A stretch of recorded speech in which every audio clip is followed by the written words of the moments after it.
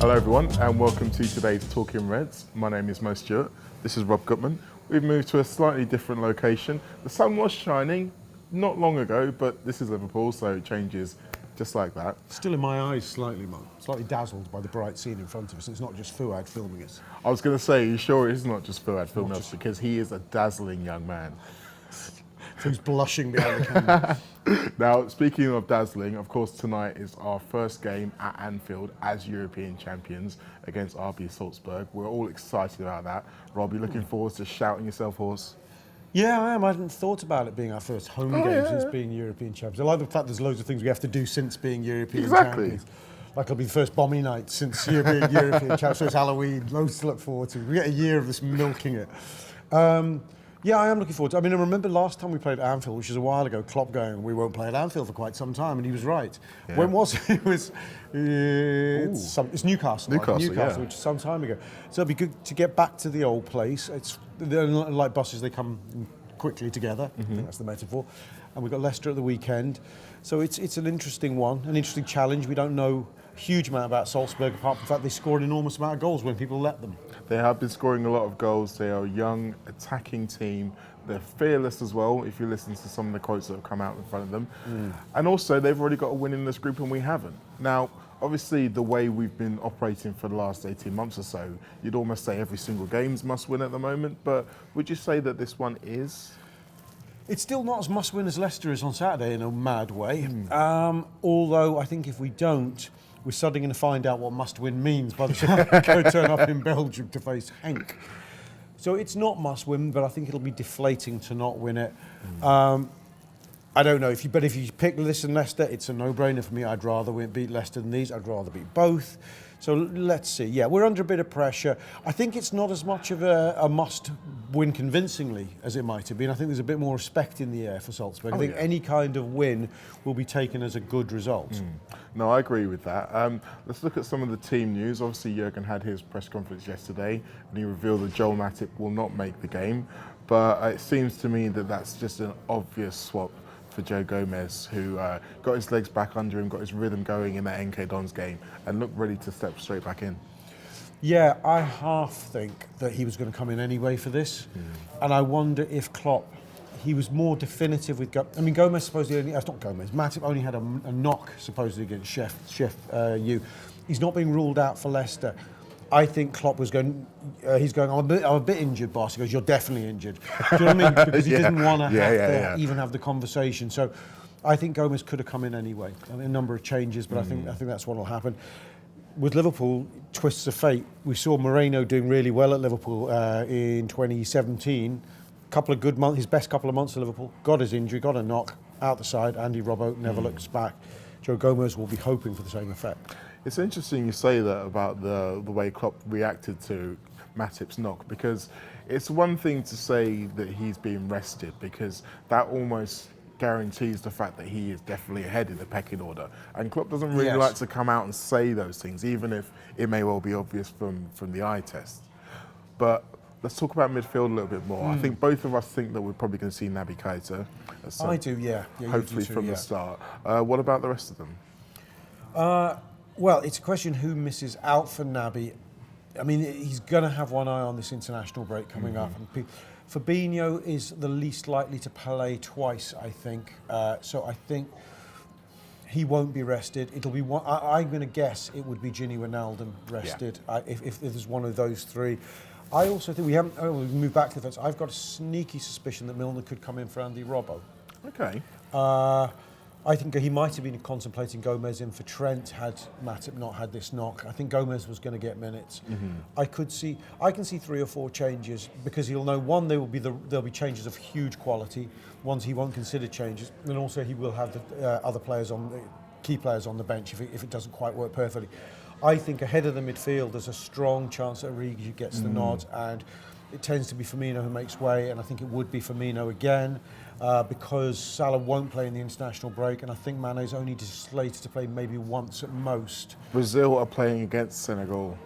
Yeah. Which is a bit of a bummer. On the moon, Singapore, to be precise. Yeah. So Firmino's the likelier to miss out, because I think he's likelier to play twice.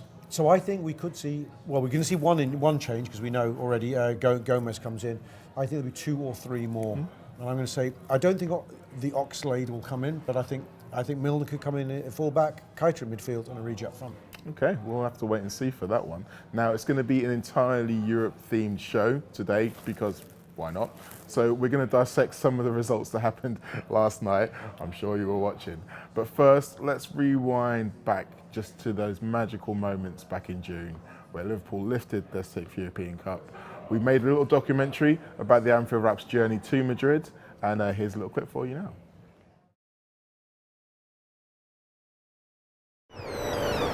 So bus life. I mean, what did you think about getting back on the bus in the first place? In all honesty, was it a moment where you were a bit like, come on, I can't believe we're doing this again? A little bit, yeah.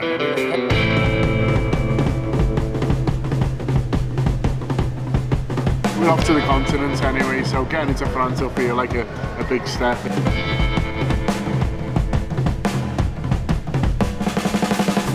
Senorita, I feel for you. It is Talking Reds. I've got Josh Sexton next to me. We are in Bilbao. We're not getting accredited, are we? No, they won't let us in. Fucking pricks.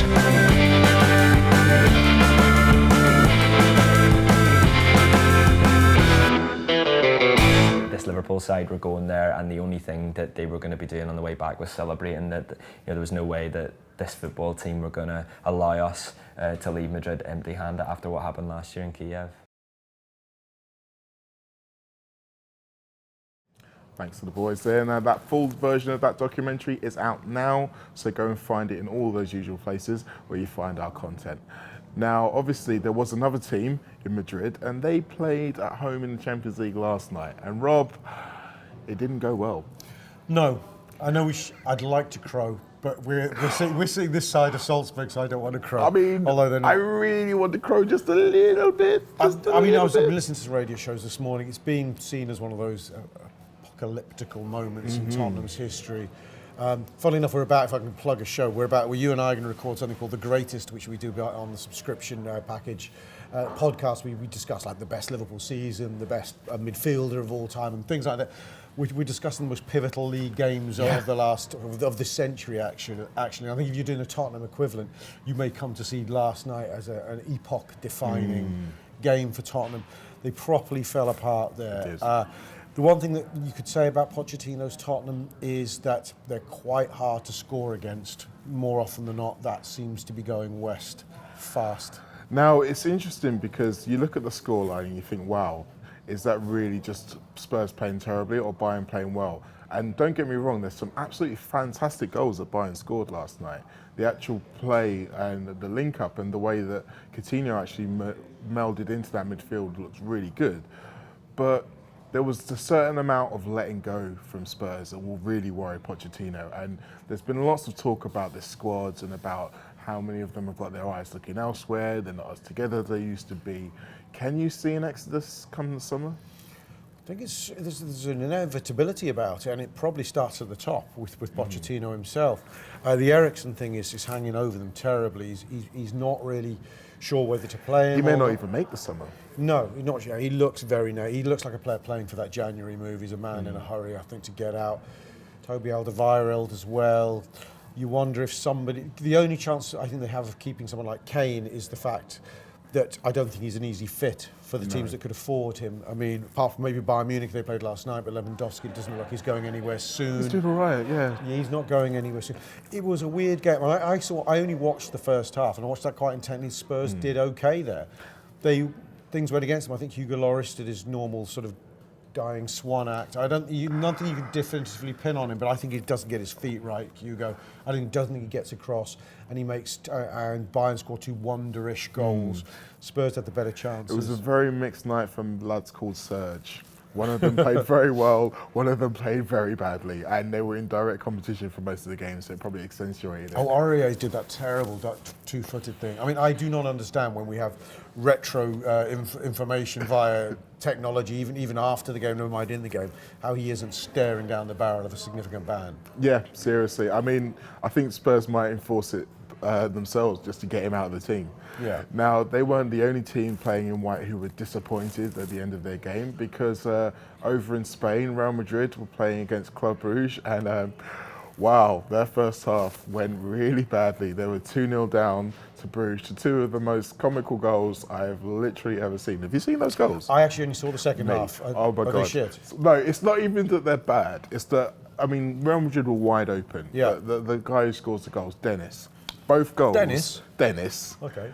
Both goals, he stumbles and then shoots. Kind of like, you know, the way Harry Kane did against Leicester. Yeah. Where he's kind of falling over. He did it twice. The first time, he basically miskicked it and it wrong-footed Courtois. Courtois, who was substituted at half-time, by the way. Was it for shitness? Oh, yeah, for big-time shitness. That's So- definitely humiliating, isn't it? Again, epoch different. He's, you know, will he play for Madrid again? If you get hauled off at half-time by Real Madrid. And obviously they came back in the second half. Ramos scored his goal, which, I mean, I'm still not 100% convinced it's not offside, but... Well, they probably have another look at it with VAR. People aren't really talking about these things where VAR actually gives the goal. All the focus has been on VAR, denying what people are going, oh, come on, by millimetres. Well, this one was given by There's been a millimetres. few in the last When weekend. we had it last haven't season with Sadio Mane's against Porto, which but all the world didn't look onside, but it was given. No, But so- if it's on, it's on. Yeah, and Real Madrid, they're given the credit, they were able to come back. They weren't able to get the win, though. And if you look at their table, they're bottom. Yeah. Because Galatasaray got a draw with Bruges, so they've got 1 point, but they've obviously not got as bad a goal difference because they only lost 1-0 to PSG as opposed to 3-0. So they're 1 point from 6, bottom of the group. Could we see them not get out of the group? It's hard to imagine. PSG would need to beat them again, I think. And one of the other two, be able to get something off PSG. If that could happen. Away in Galatasaray is going to be tough for them. Yeah. It's not beyond the bounds of. As I saw the second half, and I did see the point where Madrid suddenly went, for God's sake, what are we playing out here? Just in that passage you played just before they score, you go, You just suddenly, it was a little flash of what a serious football team they can be. It's a brilliant goal, actually, the Ramos one, which is just given. But still, they are a vulnerable team. I mean, they're a team hugely in transition. Like Tottenham, transition is the fashionable word for in a whole load of shit. And Now, I'm worried about drawing too many conclusions in the Champions League too early, but I mean, potentially they could be a team finishing second in their group. We could still top ours. I mean, would you fancy the last 16 against Real?